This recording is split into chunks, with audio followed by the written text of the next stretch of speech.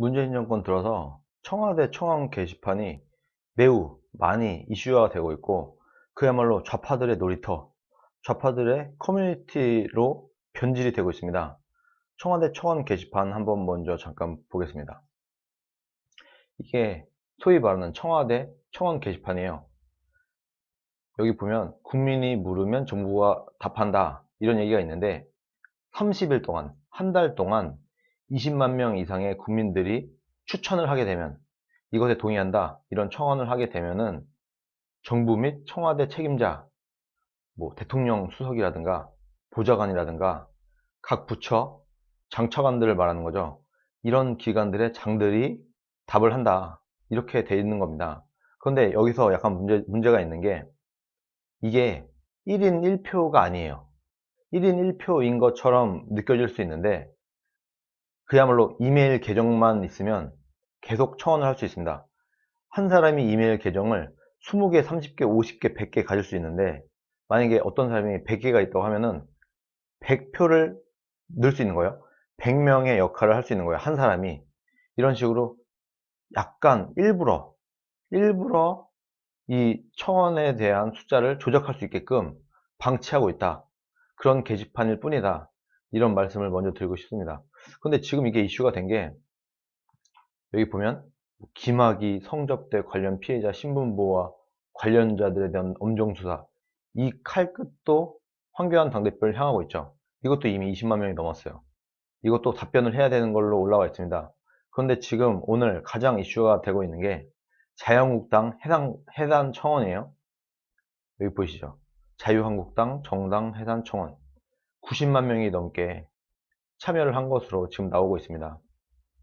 이 안에 내용을 보면 지금 90만 3,138명이고 계속해서 늘고 있어요.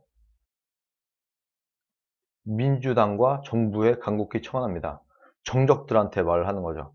자유한국당에 국민의 막대한 세비를 받는 국회의원으로 구성되었음에도 걸핏하면 장애투쟁과 정부의 입법을 발목 잡기를 하고 소방에 관한 예산을 삭감하여 국민의 안전을 심각하게 하며 정부가 국민을 위한 정책을 시행하지 못하도록 방해를 하고 있습니다. 의원들의 국민에 대한 막말도 도를 넘치고 있으며, 이게 좀 뭐 일반인이 쓴 거라고 하니까 좀 이상하게 쓰고 띄어쓰기 안 된 거는 이해를 해줘야 될 것 같습니다. 대한민국 의원인지 일본의 의원인지 모를 나경원 원내대표도 국회의원 자격이 없다고 봅니다. 지금 나경원 원내대표를 뭐 친일이라고 매도하는 이런 프레임 같은 게 있는데, 이것을 이용하는 것 같아요. 정부에서도 그간 자유한국당의 잘못된 것을 철저히 조사 기록하여 정당 해산 청구를 하여 주십시오. 자유한국당에서 이미 통진당, 정당 해산을 한 판례가 있기에 반드시 자유한국당을 정당 해산시켜서 나라가 바로 설 수 있기를 간곡히 청원합니다. 이렇게 돼 있고 90만 명이 넘게 지금 참여가 됐고 점점 늘어나고 있어요. 결국에 이 내용의 골자는 자유한국당을 해산시켜달라, 이런 얘기예요.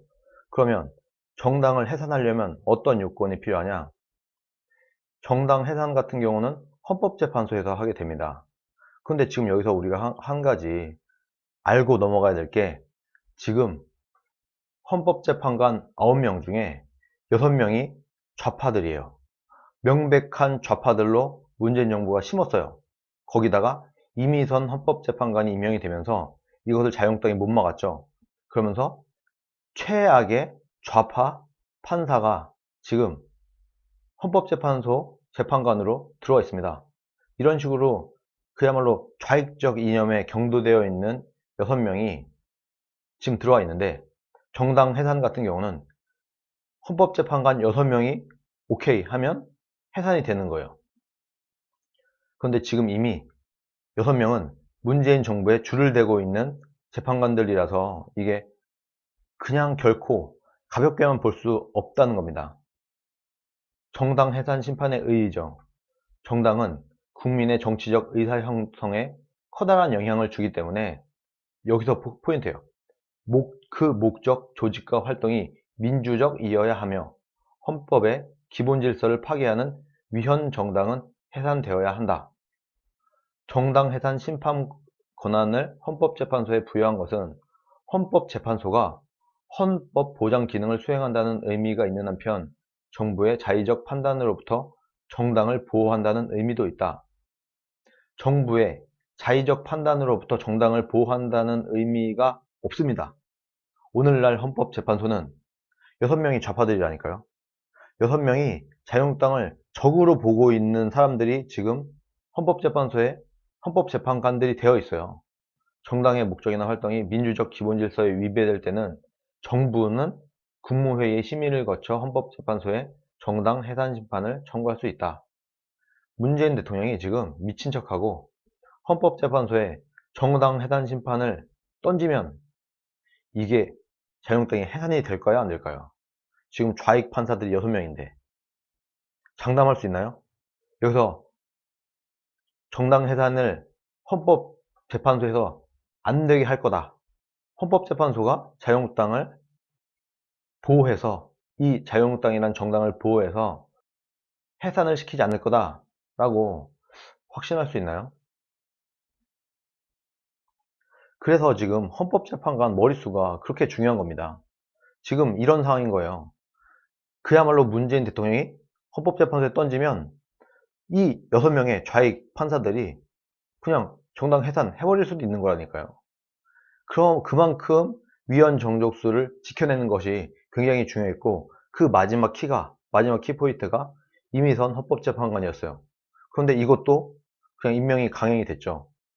어쨌든 지금 상황에서는 굉장히 대한민국의 자유민주주의와 그나마 이거를 지키려고 하는 단 하나의 정당인 자유한국당이 굉장히 위태로운 상황인 겁니다. 거기다가 지금 자유한국당 해산 청원을 보면 90만이 넘고 오늘 안에 100만이 분명히 넘을 거예요. 이게 의미가 있냐 없냐를 떠나서 일단 여론전에서는 충분한 의의를 갖습니다.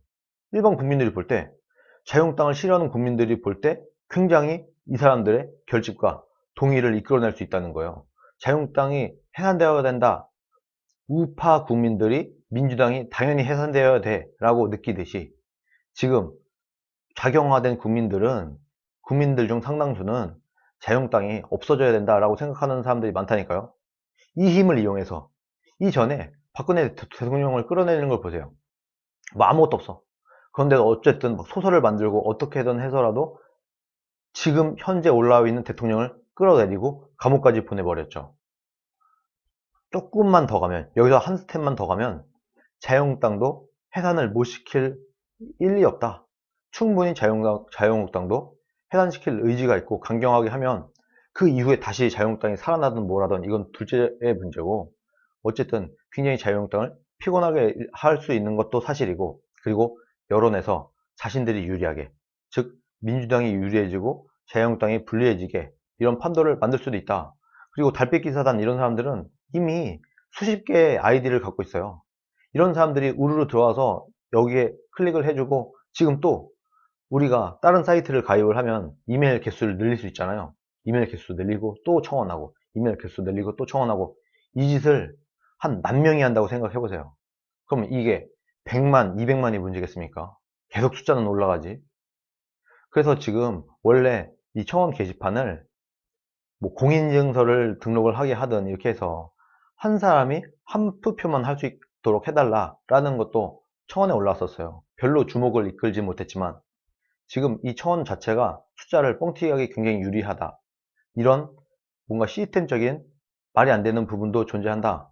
그럼에도 불구하고 이것이 여론에서 갖는 의의는 있다. 그리고 지금 헌법재판관 머릿수 중에 6명이 좌경화된 자유한국당을 싫어하는 판사들이므로 그냥 마냥 이대로 지켜보고 있을 수만은 없다. 뭐 이거를 강경하게 대응해서 뭐 어떻게 해야 된다는 건 아니에요. 그렇지만 이 이후에도 계속 불안한 마음으로 갖고 살 수 없기 때문에 이 이미선 재판관을 끌어내리는데 이미 됐기 때문에 웬만하면 물러나지 않겠지만, 그럼에도 불구하고 이 사람을 어떻게든 끌어내려서 최소한 좌경화된 판사가 6명이 되면 안 돼요. 6명이 확고하게 내 편이라고 하면은 이 헌법재판관을 믿고 뭐라도 할 수 있어요. 국보법 폐지하자, 국가안보법 폐지하자 라고 마음만 먹으면 폐지할 수 있다니까요, 지금. 그리고 자유민주주의 시장경제에 관련한 법들을 다 위헌으로 때려버리고 사회주의 공산주의에 관련된 법들만 합헌으로 계속해서 몰아가게 되면은 대한민국의 법 자체가 계속 왼쪽으로 길어지게 된다. 이런 말씀을 드리고 싶은 겁니다. 그래서 제가 다시 한번 강조하지만 지금 우리나라의 선거관리위원이 문재인 캠프 사람이에요. 이거 바꿔야 됩니다. 그리고 이미선 헌법재판관, 그리고 그 외에도 우리 법 연구회 출신 이런 사람들, 누가 봐도 좌경화된 판사들, 이런 사람들은 헌법재판관이 되면 안 돼요. 그리고 선거의 룰을 바꿔버리는, 자기네들의 이롭게 선거의 룰을 바꿔버리는 이런 패스트트랙도 당연히 막아야 되고, 그리고 대통령한테 하나의 검찰 조직을, 어마어마한 권력을 가진 검찰 조직을 그야말로 손에 안겨주는 공수처법, 그러니까 선관위원, 헌법재판관, 그리고 선거 룰에 대한 개정, 자기들 유리하게, 그리고 대통령에게 어마어마한 검찰 권력을 그대로 떠안게 만드는 공수처법, 이 네 가지는 자유한국당이 반드시 막아야 된다. 이거를 그냥 흘려보냈어요, 이전에. 참 안타까운데 이런 것들 하나하나를 이제부터라도 다시 바로잡아서 그야말로 공정한 정치, 법에 의한 정치를 할 수 있는 이런 기반을 다시 가져오는데 최선의 노력을 다해야 된다. 전 그렇게 생각을 합니다.